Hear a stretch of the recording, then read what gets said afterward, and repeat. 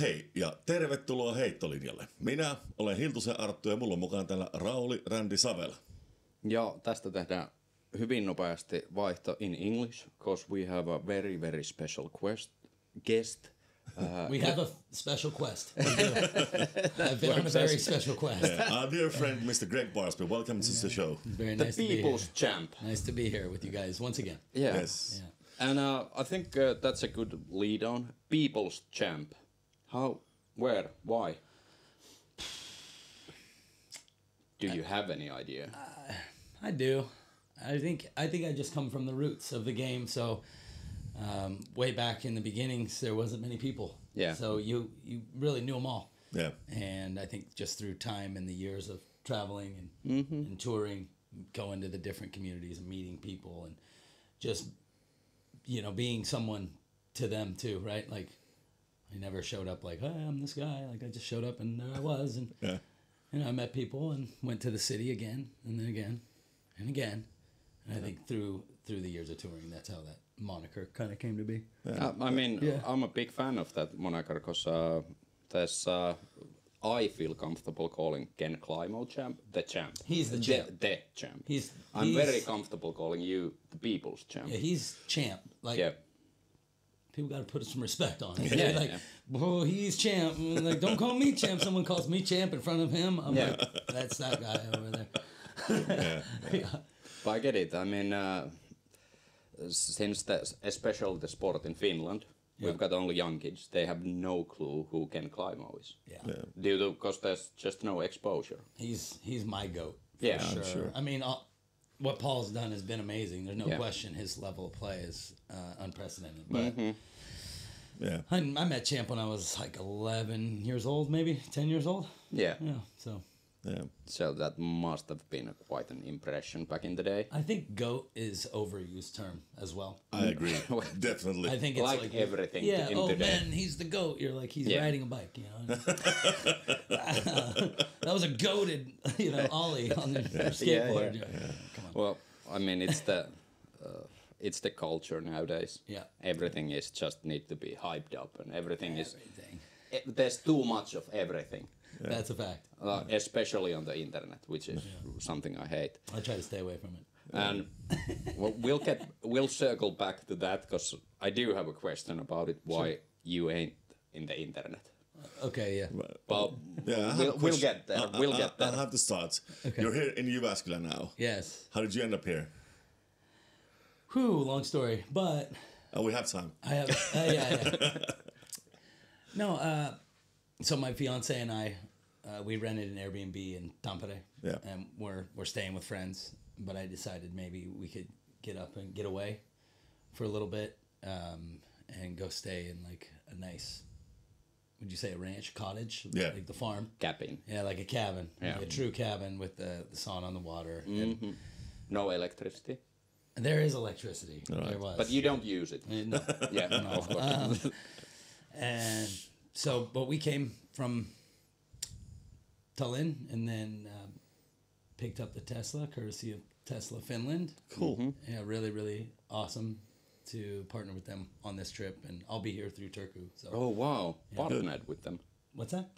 Partnered with Tesla. Yes. Oh, a big shout out to them. Yeah, absolutely. Big shout out to Tesla owners of Finland as well. That was kind of the connection, and then it just really feels pretty special to be able to drive one. One of my best friends, actually, the guy that did my website, he owns a Tesla, and he raves about him. So it's kind of cool to go into his world. Yeah. Because as soon as he saw the post I put up, he called me. He's like, "Oh, you got to do this and this and this and this." So I'm learning every day with the Tesla. Good. Yeah. Oh. All right. So you got to Jyväskylä from the cabin. Yes. And I played yesterday. I did play a course. I took a picture. Hold on one sec. I took a photo. Actually, I got recognized out there too. I'm sure you did. I tried to get away. I was trying to be low key. You are like a sore thumb and in Finland. The guy said, I looked at your profile and I looked at the Tesla and I saw the license plate and I knew it was you. So you've been stalked. Yeah, he came up and introduced himself. Yeah. Shout out Michael. All right, good. Shout out Michael. He's local here in Jyväskylä. What course was this? It was... I'm going to butcher this. Yeah, we love it. Keljonkangas. Oh, Yeah. Keljonkangas. That was actually the course that I would have taken you to. Yep. But yeah, great. Yep. How did you enjoy the track? It's quite easy. It's fun. Yeah, it's a fun, It's light. public course. Yeah, it's nice. I made sure not to throw too many of my really, really nice discs. Yeah. Because it's so rocky. Yeah. Yep. Yeah. So. Exactly. It's actually built on a scrapyard. Yeah, okay. That makes sense. That's pretty much all the courses in It's Finland. a lot of them. It's a good model. Yeah. Why is. not? It works. Unused kind of land and you know, repurposing. And I think that's a smart, it's sustainable way. Yeah, and if you want to go morbid in Sweden, it's graveyard. Like Jarva is, I believe, is in Old graveyard. Yeah. So, Although they are likely to build Do it the again. area. Yeah, I was like, talking. hey, I found your disc and a skull. So could happen to anyone. I kind of like that. I'm Yeah. Well, I'm into the heavy stuff. Yeah, I know. Most disc golfers, maybe. Although here in Finland, there's probably a lot of heavy metal. Yeah, I listeners mean, and, I get it in the National States. music is heavy metal. Yeah. That's what it is over here. It is. Yes, it is. It's everyday life. I feel at home here. Good. So going to the actual questions I had in mind. You started off, I believe, at the age of 14 as a professional, right? 15. 15, Yes. all right. How was it like to play at that time as a junior in the disc golf community? I'm sure it wasn't a real junior sport at the time in California. No, there weren't too many juniors. When I first started, there was a couple in my hometown. But there were a few in Sacramento, maybe one or two in the Bay Area as well. So I think the biggest junior event that I played like early on, I think had 11 or 12. And I was like, wow, this is awesome, man. Yeah. You got 3 groups. Most of the time it was one, maybe 2 groups. Yeah. So, but it was great. I had awesome mentors. A lot of the guys that I look up to still, they were, anywhere from ages 18 to 23 at that time. And so I always felt like I had a head up because I spent so much time with them outside of school. Yeah.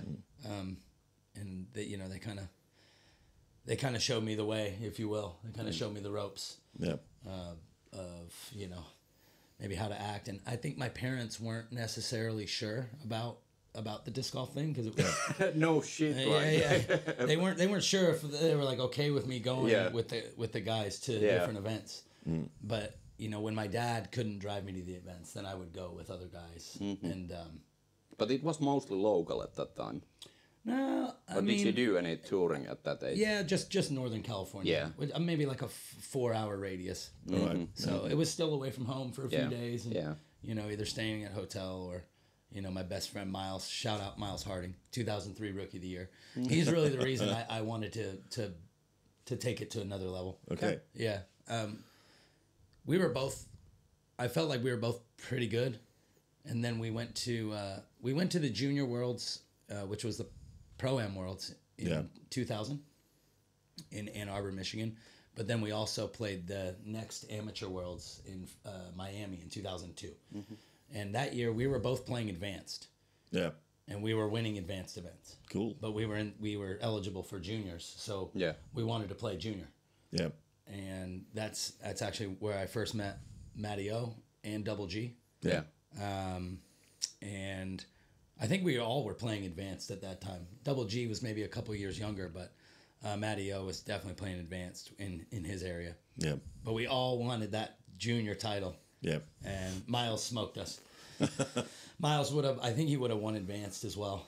Yeah. He played so good. Does he still play? He does. He doesn't do it as a profession. Yeah. But he does. And I remember I shot 1,000 rated round in 2002. I think I was throwing like a storm, like some old disc. Yeah. But yeah, Miles played like out of body. I think he beat me by 10, and then I beat Matty O by like 10. Yeah. Yeah. So, how has the sport of disc golf changed with those 20 plus years? Oh yeah, because guess back in the day it was mostly kind of more on the fun side. Was it? In a way, compared to today's where you are trying to be very, very professional about it. Yeah. You know, the culture was still very much there, right? I mean, the sport grew up in California and expanded from there. Yeah. So I think that there was, you know, it's more of like a brotherhood, I think, you know, and I think that's still there. I do. Yeah. It's maybe just a little bit different with the young guys, of course. You know, where they're really like, you know, clawing to make a name for themselves or whatever. Back then, I think it was just, hey, our crew's going to go to the tournament and we're going to beat the other crew. Yeah.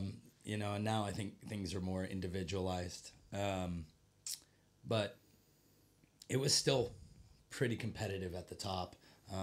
Some notables were, at least from my area in particular, Jeff and Johnny Lissman, who are Hall of Fame players, and a couple guys who I kind of derived a little bit of my putting style from. Steve Rico, who was Southern California. Yeah.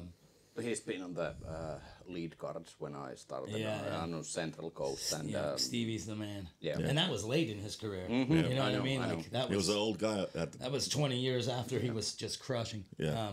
But like Mike Loya, another guy, those guys were really good. Harold Hampton. And then when Kenny came to town and like Ron Russell came to town, some of the touring guys came, you know, it was always a real battle. There were only a few guys out of state that could really compete with the California guys. Yeah.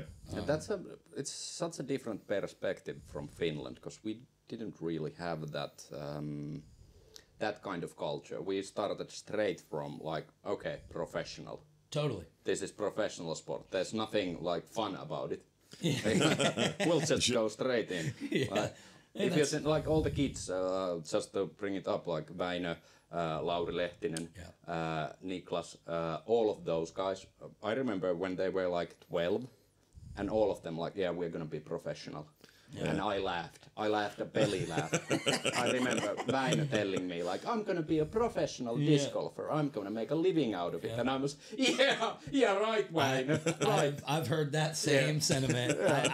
I made the commitment at 15. I broke my ankle when I was 15 years old, and at that point I was like skateboarding a little bit, and I think once I broke it and it started to heal, that's when I really committed to the disc golf thing. I said, you know what, I'm gonna do this.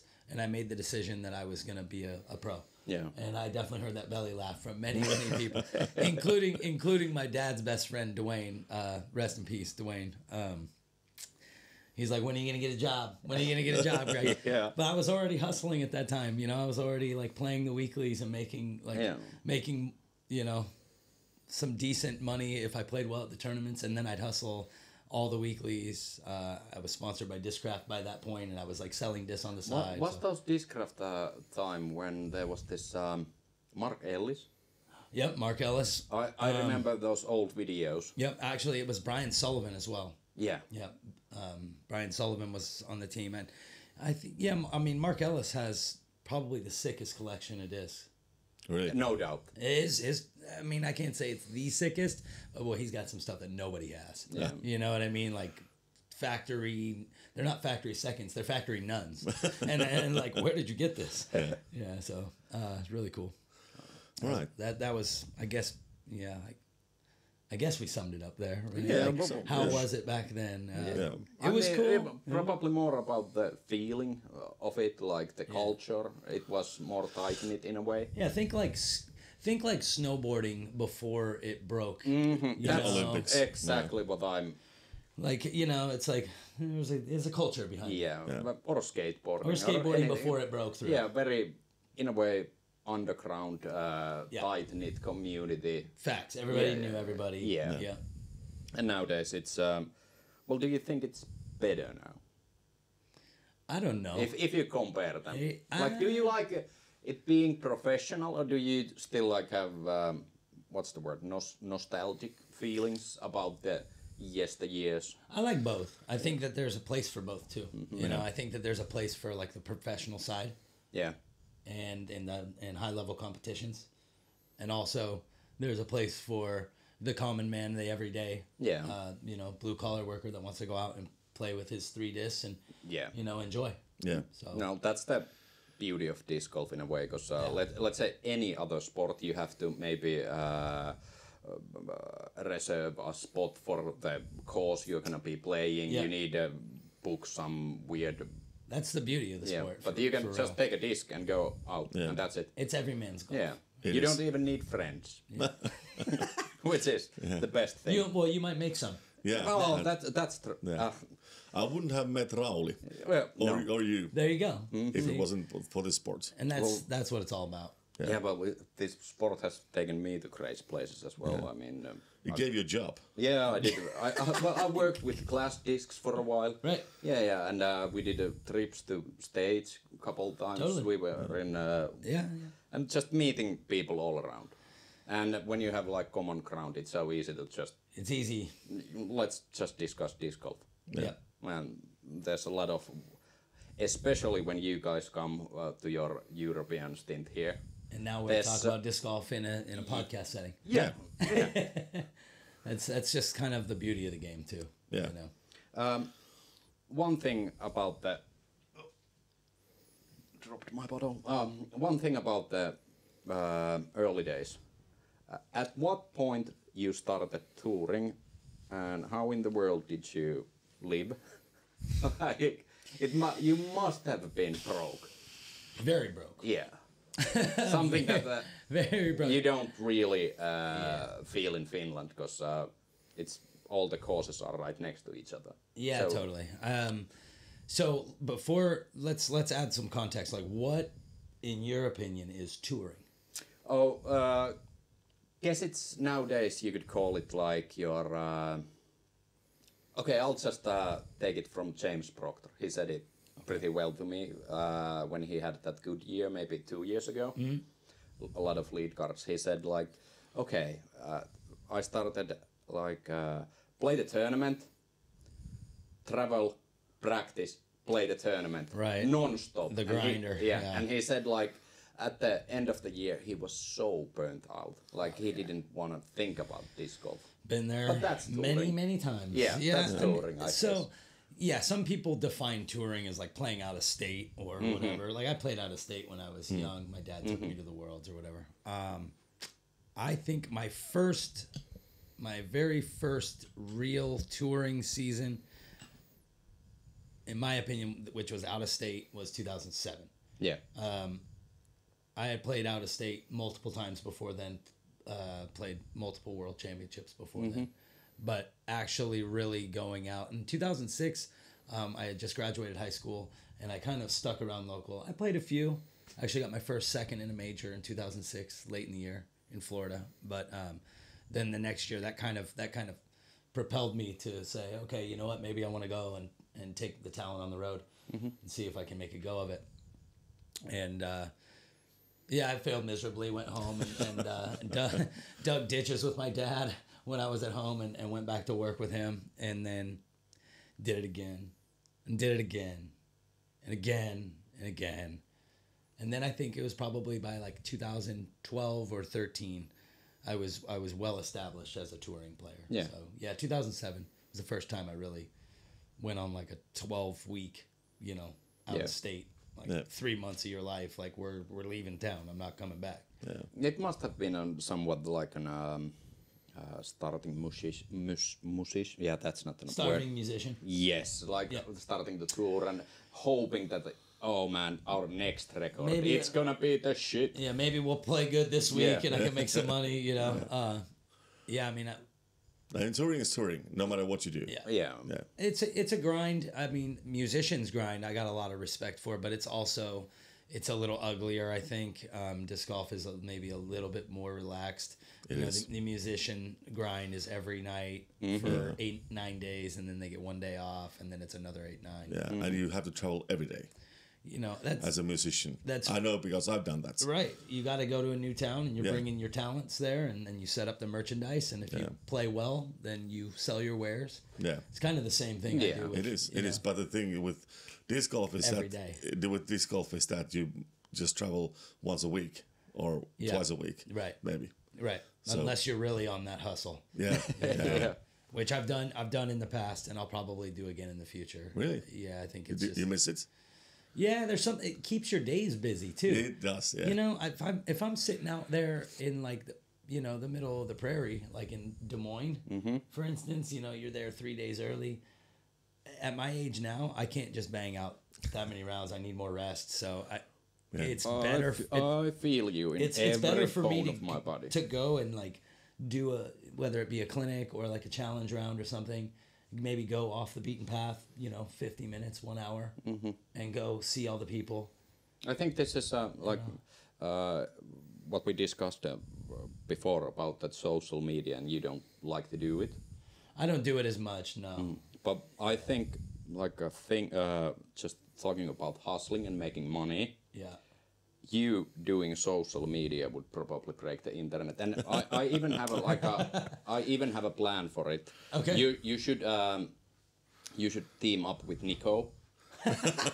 And maybe Matt Oram. Oh my gosh. and maybe Matt as well. yeah. And it's the only way it would work. It has to be unfiltered, uncensored, and raw. Absolutely. Like and sure there needs to be disc golf content, but there should Mostly just behind the scenes.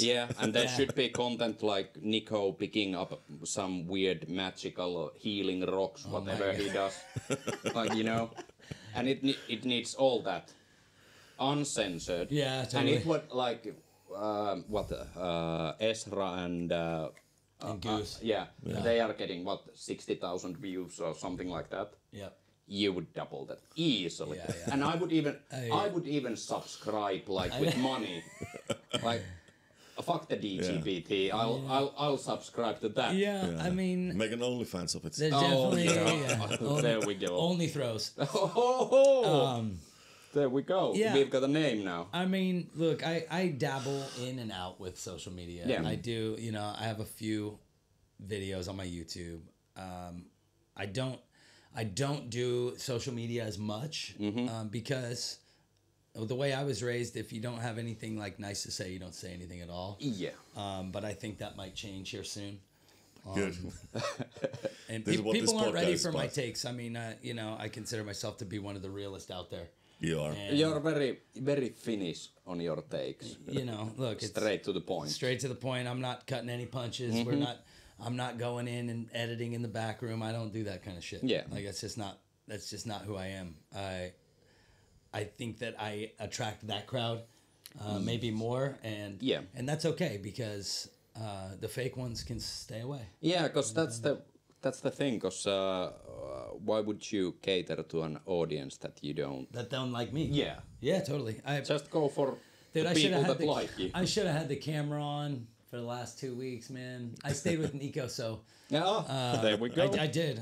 Nico joined me in Estonia.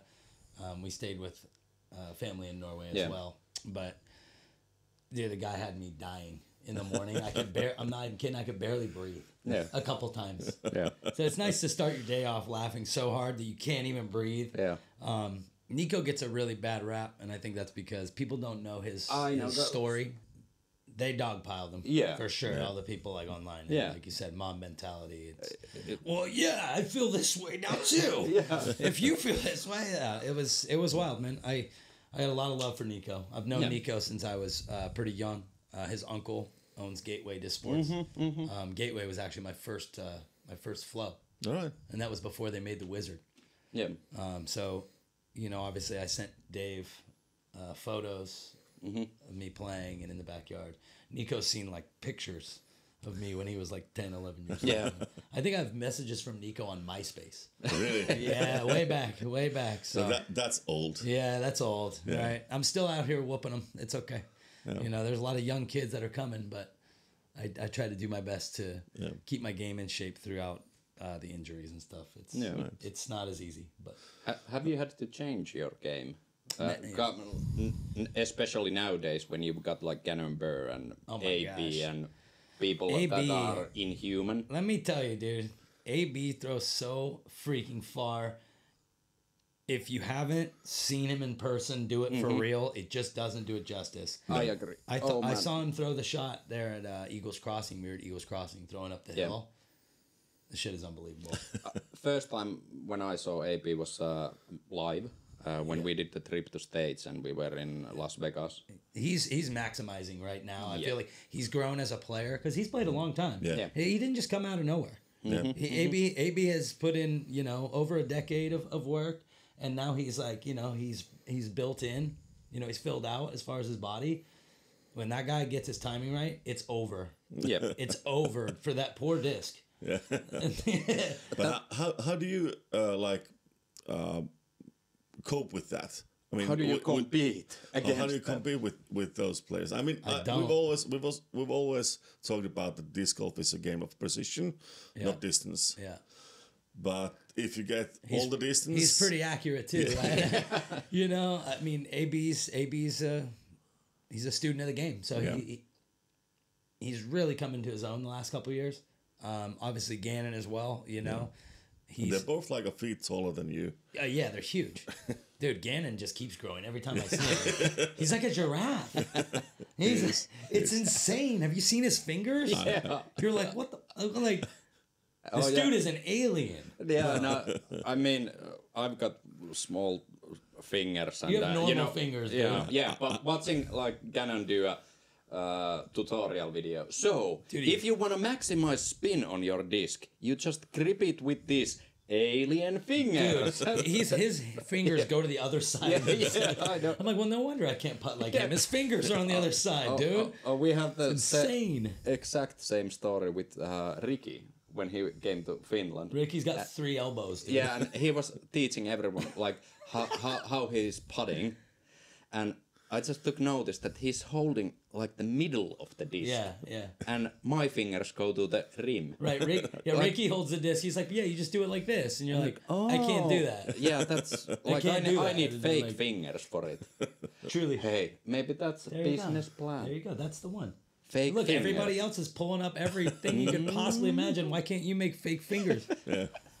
Oh, man. Call him like GF. People are like, your girlfriend? No, Gannon finger. Get your GF. Yeah. Okay, you heard it here first. But Gannon fingers. But coming to the stores close to you. Yeah. How do you compete with that? I don't. I just try to stick to my own game. You have to, as a competitor and someone who's been, I feel like, one of the best challengers that the game's seen in a long time. Mm-hmm. I don't compete with them. Mm-hmm. I don't try to step outside where my comfort zone is. And I think that's a big part of finding your own game and being comfortable with how you do it. Like, I've noticed the narrative in the past 4, 5, 6 years, even maybe right before or after I won the championship. Well, Gregg doesn't throw that far. Mm-hmm. Like, I can still throw 535 on a dime. Mm-hmm. Yeah. Is that?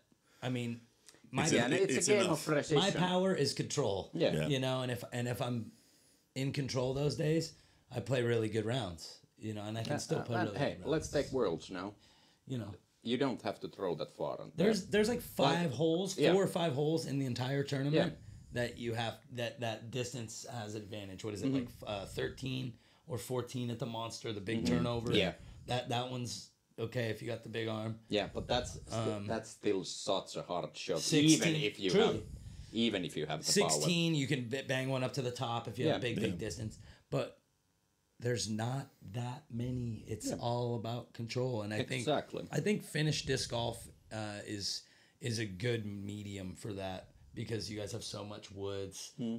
Control is still very much important. Yeah. And it plays a big part when comparing the courses in the States and in Finland. Yeah. Like it almost feels like a different game. Well, almost. that's because the tour is choosing those places to play. and not for the player benefit, but for the benefit of the camera and to be able to try to put out a better product, which that's in the end, this is entertainment. That's their decision. I don't. All sports are entertainment in a way, so because they have to do it. Yeah, there's no way around. That's their business. That's their business. There are other courses that do a better job of blending. Yeah, I think Des Moines is a really good one. Obviously, Vermont is a really good mix. So, they could do maybe a little bit better with certain courses, but we need to go to the bigger cities. Like Austin, for instance. Maybe not the best courses, but you get the crowd in Austin. Yeah. And it's a great crowd down there. Yeah. So, well, it's mostly about it. Yeah. So I have a question about that. Yeah. What makes an event great for a player in player's perspective? You just came from Tallinn, and everybody seemed to enjoy the disc golf festival. Definitely. I think when you come here to the European side of things, I think that there's a little bit more of a professional feel, like you said, for the players. Yes. Just because of the culture that started here in Finland when disc golf really got big. It's more sport. Back home I get the belly laugh. Yeah. Right? I mean, even from my fiance's family and stuff. People are like, oh, he plays disc golf. It's like, okay, buddy. You're an iron worker, so I understand. It's tough mentality, and sports are football and baseball, the big sports. So we don't get that kind of publicity. Whereas over here, disc golf is taken a bit more seriously. Yeah, it's on national television. It's on national TV. I mean, a great event to me is when you show up and you feel like there's something in the air, whether it be the course or like last week in Tallinn. There's a whole player area with water and snacks and fruit and an area to stretch and warm up. That's huge. So basically like a backstage. That's huge. Yeah, it's like a green room, if you will, right? That is so big. I mean, when I went there for the first time, was it last year? I think it was the first time I played in the Song Festival grounds. Yeah. I took so much influence from we could do this. I have another course that I'm planning on expanding, and we're going to be able to use their civic center. Nice. I mean, I see this. I'm like, cool, I can do that. Yeah. I can do this. These are things that can happen that just haven't been implemented over in the U.S. because they don't treat it like a sport. Yeah, because it's just a mentality thing. They're like, man, you guys don't frisbees out there smoking the reefer, buddy. That's their whole thing. I mean, I fit the stereotype pretty well, but I just think it's funny, it's like, that still doesn't mean someone doesn't commit their time. Exactly. And build and train for sport. Yeah. You're still athletes. People ask me, oh, well, how do you train the 100-foot shot? Like, I practice it every day. How do you train slap shot? Yeah. You practice it every day.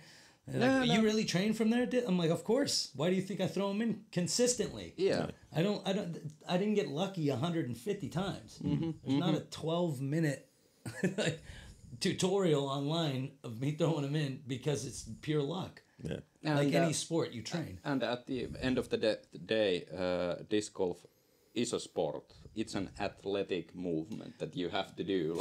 Especially these days, dude. Yeah. I mean, the touring is tough because it's constant, and the courses have got longer through time. So now you need more rest time. Yeah. Back in the day when they were playing 8-10 round world championships, the courses were maybe par 57, par 58 through the woods. Now we're playing par 66, 11,000 foot course. It might as well be two of those courses. So I guess that's the sport is definitely getting there as far as, man, you got to be able to do this. Because you take care of yourself. You would be the right person to answer this, because we've had this talk about like Michael Jordan versus LeBron, etc. Yeah. How would Ken Climo's, Nate Doss, Avery Jenkins, all these players from back in the day, Dave Feldberg, how would they fare? Yeah, Steve Rico. How would they fare today if they were on even standards, like I mean, age-wise, disc-wise? if Do you think they could compete against people like AB, Gannon Burr? Totally. Yeah, I mean, if the champ was born 1999. Right. Well, you got to think. There's been a couple of changes, right? The game has evolved in a couple of different ways. Yeah. The discs began to get faster. It started in about 1993 or 94. Yeah, With like, excuse me, like maybe like the T-Birds? Cyclone, as before T-Bird. Oh. Cyclone, X-Clone, Raven, Gazelle, right? Maybe what they would consider 6 speeds. Now, maybe closer to 7 speeds. And then, okay. And then we went through that era. So I grew up in the era when, I remember when the Orc came out and the Flash came out. Remember those days? I remember Orc very well. You don't remember the Flash? No. That was Discraft's version. That's why, because Discraft ain't in Finland. Right. Even those to this days day. In those days, right? Yeah, but even to this day, Even in Discraft today? ain't in Europe. That's crazy. Which That's insane. but they ain't. There's like zero. Well, not say I saw him zero. in Prisma just the other day. Yeah. No, but I mean, sure they have discs here that they sell, but like their influence, they've never really sponsored players, sponsored events. But you Rauli know. actually was sponsored by this. Yeah, and they kicked me out. Yeah, but they kicked him out. That's good on him. No, no, but okay. So back to it. Like, okay, we had the discs that migrated up to like the Destroyer. Yeah. When that came out in like 2014, 13, Something like that. Yeah. 15, something. Destroyer. I can't remember. Anyways, I wasn't. We don't deal with facts here, Right. so Yeah. It's somewhere around It's there. for the internet people. Somebody fact check that. When did the Destroyer come out? I can't even remember. I just know that the disc kept getting faster and faster, and there was definitely a race to that. Kenny, when he was playing, why Climo was head and shoulders above the other players was his wingspan, and his touch was unbelievable. There's very, very few players that could even come close to having his kind of touch. Yeah. And the control. That shot that he used to throw with the rock, or even like the T-Birds or Eagles, that kind of inside out hyzer flip draw, has to have the perfect touch, can't turn the wrist too much, have to throw the right disc to be able to get it to draw over and then gently fade back. Yeah. That shot's all but lost today. So people are playing a much more simple game based on stability now, and they've dumbed down the courses to where it's okay. Now you can just what does Ezra say? Zone hyzer? Zone hyzer. That's a pretty good take. They're not playing the game as difficult of a game. Yeah. They're playing a much more simple game. Power golf in a way. Yeah, totally. And I think I definitely think Kenny would have been able to compete if he was in this era, and a few others as well. I mean, Feldberg, by far one of the most underrated players ever. He was unreal. But he did win like multiple events in a row. I think he had like a couple seasons where he dominated. Yeah, Dave won like a bunch of majors, dude. He's won a bunch of big tournaments. But yeah, I think with the discs changing and the courses changing, that in turn changed the way that the form was built. Yeah. Nowadays, the form is pull the arm back, hammer it forward, get the hips clean. Back in the day, you had to like use a little bit of touch and work that nose up a little bit more, be able to kind of control the distance a little bit better. Also, they've made the baskets to where they'll catch a rocket instead of having touch. You never see a traditional golfer hammer putts. Yeah. Whereas like they say, oh, in disc golf, well, that should have stuck. Yeah. No, it shouldn't have. It was going 35 miles an hour, dude. What do you mean? You just tried to run it over. Oh, but that's such a good take, because I can like what happened to touch? Yeah, I get it. I'm 38, so of course I'm going to say that. And I evolved through the eras of the sport. So I, like you said, have my game change. It's had to, right? It's had to kind of evolve, and like I've had to work, what's kind of in front of me. I used to train in the field a lot. There was a certain point where I was touring so much that I just trained the course. Yeah. Because like I was like, okay, cool, I know what the disc will do, but what disc will work for the course? So when I was at home, I would train in the field. Once I got on the road, I'm just training that course. and I wouldn't go to the other courses in town. Yeah. Because that's where my money is this week. So I'm going to make sure I got this one as dialed in as I have. All right. You know, so. Good.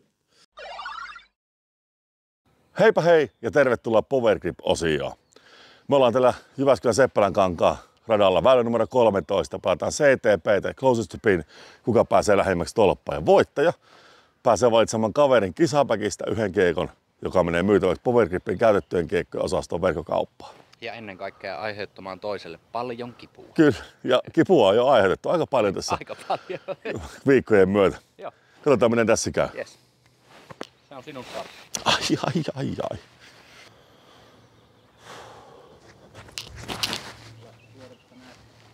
Heiton, joka Ei totta mikään osuma. Otti oksi, harmillisesti. Mut se on Ihan viereen? kohta nähdään. Voi, että näytti tuo osuma minulta hirmu hyvältä.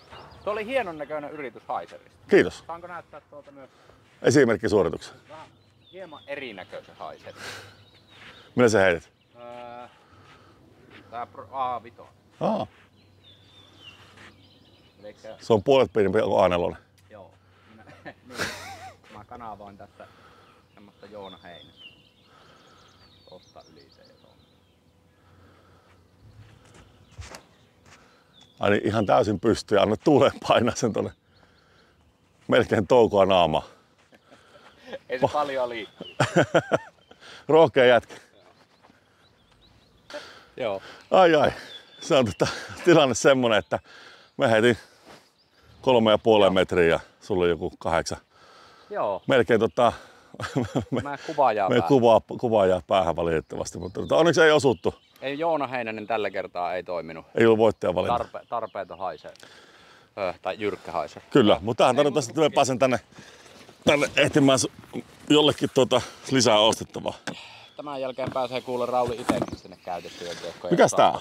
Se on Destroyer. Okei. Mä en tiedä oikein muuten sen tarinaa, mutta Tässä lukee, että Innova Discs ja Starline Destroyer 172 grammaa. Tää näyttäisi ihan siltä, tää voisi tähän kun laittaa niin monet, niin tää on verkkokauppaan myytävä tavara. Joo, takaisin studioon. Joo. So, since this podcast is coming out after the Worlds, Okay. so we just have to say like congratulations, 2-time, right? Thank you. Yeah. 2-time millionth player.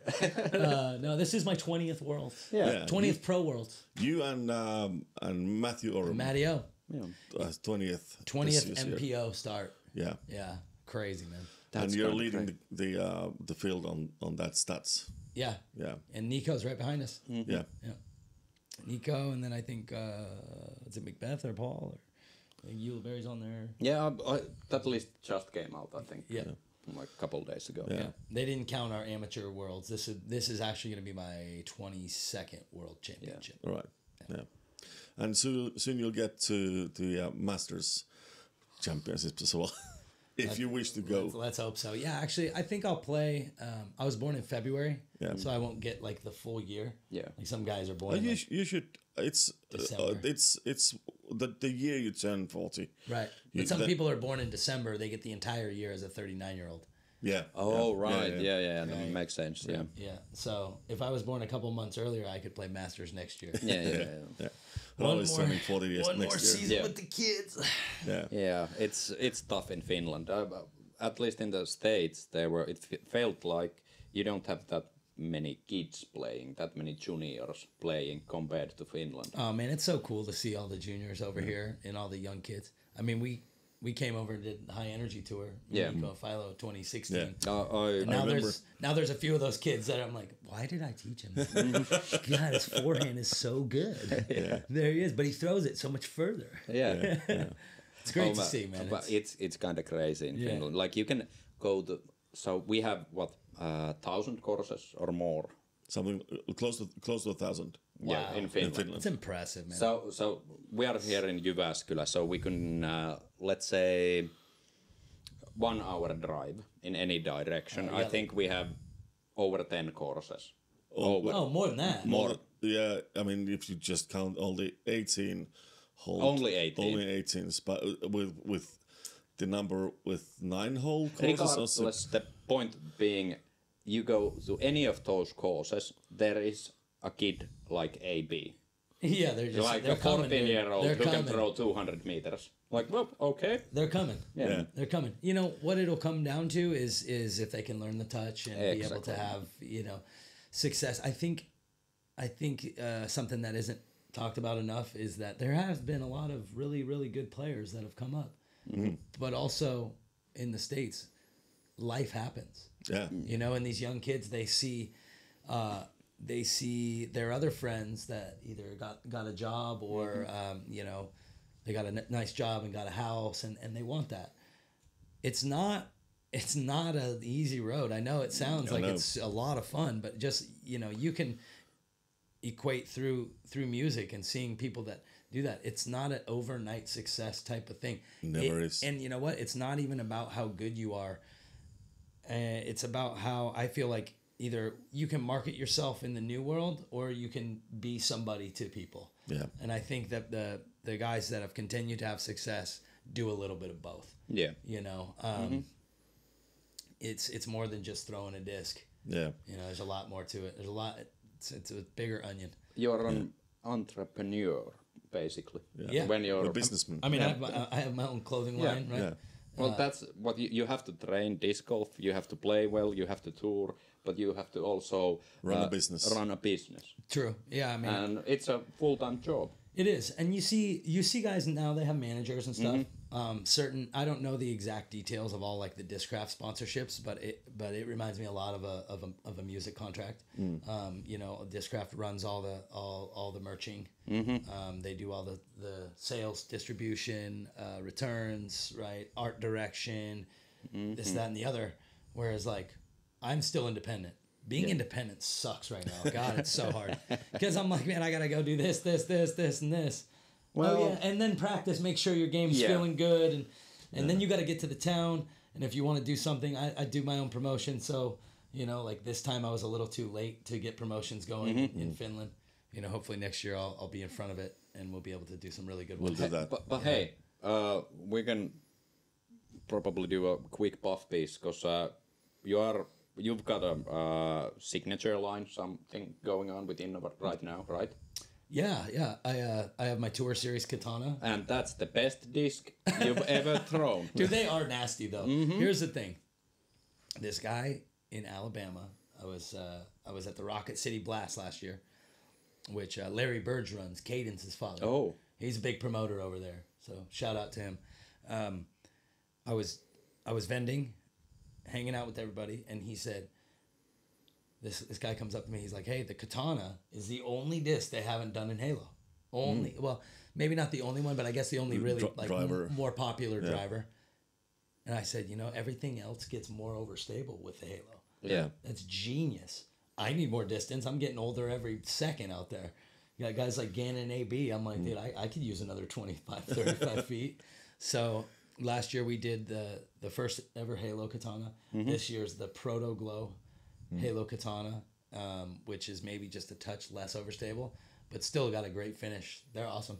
Yeah. Well, I think you've always picked pretty good discs for your tour series. And like then the Roadrunners. Roadrunner, that's my signature model. Yeah, And that's Eagles. very popular. That's my signature model to all the box stores. Like you can find them at Prisma maybe. Yeah. You can, You know, the other stores. And But you've been really good at picking those discs because most of the players are trying to like pick the discs that are very, very overstable. yeah, that was, You know? Thank you. I could have had the Destroyer. I could have had it. And that's only like what not even 1% of people who can really Can throw actually those. throw those. Yeah, I can't barely. yeah. So, but you're catering for the big audience. Totally. Anybody can throw a Roadrunner. people's champ. champ. My mom, Yeah, just my mom can throw a Roadrunner. I'll take. Here you go. Yeah. There you go. There we I go. won't leave you. My mom can throw a Roadrunner. Yeah. Yeah. Garrett Gerthy can throw a Roadrunner. yeah, exactly. So it really spans. Yeah, it's more of the people's disc, and you know I have the Scorpius from Millennium. Yeah. Which is still out, and it's really very close to the Destroyer. yeah, Yes. I have one. So I love those discs, They're but awesome. they are so hard to find. they're tough to find. So I don't know what the international shipping is, but you can find it Well, online. today with the Mr. Orange, it's pretty tough to, with all those tariffs. I try to stay in frisbee world. Yeah. I understand. You also have like a spice line. You do. I do. I do. Barbecue. I have the Barsby. Yeah, shout out Mike from Bomber. He makes that one for me, and it's really good. Yeah. I need to find distributor here in Finland. I think I'll find somebody. Maybe I send them to Powergrip. Maybe you'll send them to us. Yeah. Maybe We'll start selling. Maybe I yours. send them to you, and then maybe you'll give some to Powergrip. Yeah. That's You'll be like, these are mine. I think we've covered a lot of ground. Yeah, I think we should finish off with, once you're done with disc golf, or let's say competing in disc golf, Yeah. do you have any plans regarding that? Like maybe coaching? Yes. Like that's one thing that we've discussed quite a lot in this podcast is disc golf doesn't have professional coaches. Or very few. I think Or very, very few. they're starting to come. I think that some of the people that are like coaching really don't know what they're doing. But that's not to say that they don't have the information. It's that they're not proven. Yeah, and they don't have the kind of the experience about disc That's golf. what I mean, right? But that's something that you are able to give. So if I were to link up with some of the guys who are more into the tech and get up to date with like some of the technical stuff, right? You've got like Tech Disc and Game Proofer, and you've got these things that are really cool. Yeah. This awesome technology that can really teach you a lot. I think that can go a certain way. But there's also certain intangibles that stats can't teach. And you need to just put yourself out there and have that experience. And come on, like you are one of the few people on the planet who won the world championships. Right. No, like you are the only one who could like people talk like to about forget. that People like to experience. forget that. They don't. They're We'll like, never oh yeah, forget you. that's pesky world No, title. But yeah, how many people can like get into that mental space even? Right. Like in that space, like you're winning the fucking title. Yeah, and I Like- mean, I have multiple. I'm proven when it comes to bigger events that I've been able to step up and put myself on the podium multiple times. Winning a world title. You've got to have the physical stuff, but it's the intangibles and mentality that can help push you over the edge. And I think that I will be able to help the younger generation of players be able to develop that. Yeah. I think that is something that I would love to do. I have 12 acres in Texas right now that I have been slowly clearing. Yeah. And for my own training ground, but then eventually I'd like to maybe bring people out to train. What's 12 acres? Like 25 hectares? Yeah, something like that. Something like Yeah, that. probably Right around there. that. Yeah. So it's not like big enough to be like a course, but I don't think I really want a course. A course takes so much Just make work. it like a professional coaching place That's where right. all the young kids wanna go because that's the best place. Yeah. Place to get coached. It and, might not be the best, but it's if you want to win. That's how you sell it. If you want to win, dude, talk to your boy. I'm not a hard guy to get a hold of. How amazing would it be, like in a couple of years, let's say some young kid wins the world title, and we are able to interview the coach. So what did you do? Absolutely. Oh, that'd be awesome. We haven't seen that in the disc golf sport yet. Because it's in every other sport. It is. When the hockey team wins the championship, you always interview first the coach. Yeah. And I think it's coming. I'm sure it is. You're seeing the evolution of the sport. I've seen it happen in front of my eyes, and it's I'm probably realistically in my 5th era now of competing against players. Yeah. I played against the champ. Yeah. Played against I guess you would say like Nate and Avery, right? That was kind of their era, which I would actually consider like my era as well. Yeah. But then into Paul, and then even like Eagle, Yeah. right? Yeah, you could say so. Eagle was definitely after Paul. Yeah. Right. I agree. And then now maybe into a new era of Gannons and Nicholas. Gannons and ABs and Nicholas. Yeah. So I think we're on like 5 eras now. Yeah. So it's like I can draw maybe from the depth of all of that experience to be able to help coach someone. Yeah, you have an unending like hat where you can just pull. Well, guys can come out and they can throw really far. Yeah. But what happens when I can teach him? I can help him learn the touch of Nate Goss. Nate was way underrated with his touch. Even Nico had a great blend of a little bit of everything. You know, that's why he was one of the best players in the world for a few years. Yeah, he was so good. Back He was in the so day. good. I mean, building a player like that, when they just have the 1 or 2, I think in the future you won't be able to get away with just the 1 or 2. Yeah. You're gonna need to develop touch and not just one angle. Yeah. There's few guys that are strong, and they've got some touch, but it's just a one shot. Yeah. They need to be able to get more. I would versatile. love to see the hyzer flip coming back to game. Yeah, and the touchy hyzer flip. Yeah. That's what Kenny was the best at. Yeah.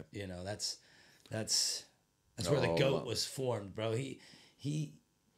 Whenever, I haven't seen that much of Ken Climo because there's just no footage. Not a lot of footage, yeah. But someone that I admire, Michael Johansson. Oh my God, Michael Joe is unbelievably. I mean, that guy.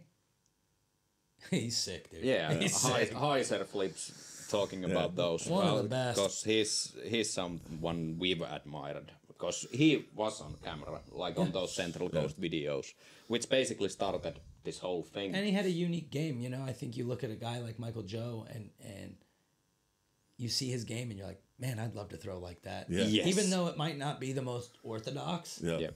you're like, the proof's in the pudding, right? I mean, That's how I want to play the it's game. insane. Yeah. His touch and his line shooting is always something I look up to. And I don't think we could end this podcast without shouting out Johnny McRae as well. Yeah, good call. Johnny, Very dude. good call. I mean, that guy is something else. I just was at the Masters Worlds. He's 55 now, right? Yeah. Yeah, Old man. I was just at Masters Worlds for a few days. I left before the great battle with Dutch and Paul Oman. Kale was in there. Joe Revere. Joe Revere is an animal, dude. He could probably play open division. Easily could. Oh man, He's a beast. And that guy's a competitor. Yeah. I heard He's not fucking around. I heard somewhere that he plays a round before an event, like before the round starts. That He guy plays one plays- round. That guy's in really good shape. Yeah. In really good shape. Yeah. He was out there putting. Actually, I've been working on my putting, and I watched him putt for a little while. I was like, man, I need to take a little bit of that from Joe. I try to stay a student of the game. So you can shout out to him when you win the Worlds now. Absolutely. Or when you did win the Worlds. Yes, when it's 2 already times. won. No, there's so many great players who are in their 40s. It's I notice here as well that there's many what do they call it? Finnish mastery. Yeah. Finnish masters. Yes. Yeah. So it's cool to see more and more players that are, I guess, graduating to there. I don't know how much I'll really do that. I'd like to continue to put courses in the ground, and I guess it's hard to say what I really want to do once I'm done retiring, because I have so many ideas. Yeah. And I'm always like all in on the stuff. I've been playing drums for like 20 years and I still haven't put out more than like an EP. Yeah. So I want to get my studio going and really be able to like have that creative outlet as well.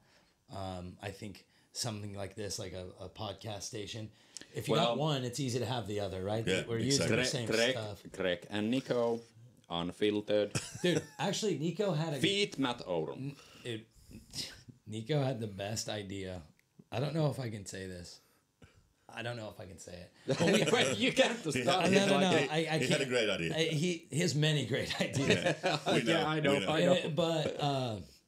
But the one is freaking hysterical, dude. I think I'm gonna talk to him. We really got to do this one. Right. Like, I think I'm all in on it. Okay, I want to see it, whatever it is. Yes. Yeah. Like, I will be the first to subscribe, whatever you guys do. Nico's such a good dude. But at the same time, I have to. it's a touchy subject, right? You know, because if you associate with somebody, it's the association that kills you. Yeah. I know what you mean. Right. So It's touchy, man. It's hard. It is. You know, it's like I love my brother. I've toured all over the world with Nico. Yeah. And shout out Philo. I've traveled all over the world with both those guys, man. We've had so many great experiences. Yeah, I remember you guys. I think first time we met was in Keuru with Pentti. Yes, I went in Sapina just the other day. Yeah. I went. He's the Finnish grandpa. He is, and he's The done high power so tour, much. high energy tour. And he's done so much for the central area of disc golf. Yeah. Like Jyväskylä, Keuru. Yeah, So- I saw the new one over there. The new one Kai put in. Yeah. Keuruskos. Keuruselkä. Keuruselkä. Yeah. Well, that course looks tough. It's bro. very tough. I can't wait to play that one. It's He very said the tough. course record's 4 under. Yeah. Oh shit. It's very tough. But hey, I think we have... Yes, I was about to say we've done more than enough. Yeah, and Thank we you. probably could keep talking forever since Yes. you've got so many We've stories, but you are gonna do your own podcast now. Yeah. The two-time world champion I podcast. won't talk about it. I'll be about it. You know, I never said I'll do a podcast. It's possible. It's possible. I know Yeah. all things are possible with focus and commitment. Yeah. You know, and That's following how this through. came up as well. Right, totally.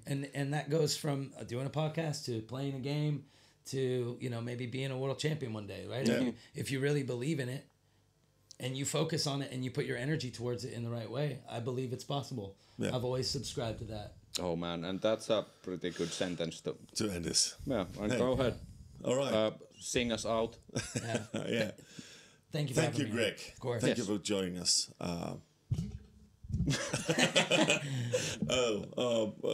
Kiitos kun katsoitte tämän videon. Thank you for watching this video. Mä oon Hirtusen Arttu, mulla oli mukana Rauli Randy Savella ja Gregg Barsby. Ei muuta kuin pysykää linjoilla. Just a random hand comes in here. Thank you. Thank you.